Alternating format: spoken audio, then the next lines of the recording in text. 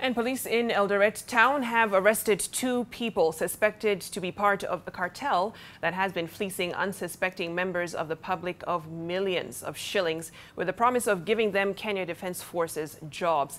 Eldoret West OCPD Samuel Mutunga said the 2 were arrested following several complaints from those who had fallen prey to their ploy.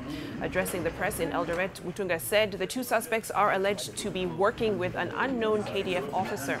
He asked all the victims to record statements with the police to help with investigations. The 2 will be arraigned to answer several charges. A senior officer from the KDF was clearly in the media saying no calling letter will be received other than from the recruitment center.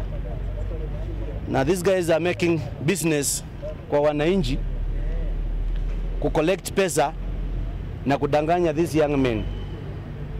Otherwise, you are going to arraign them before court.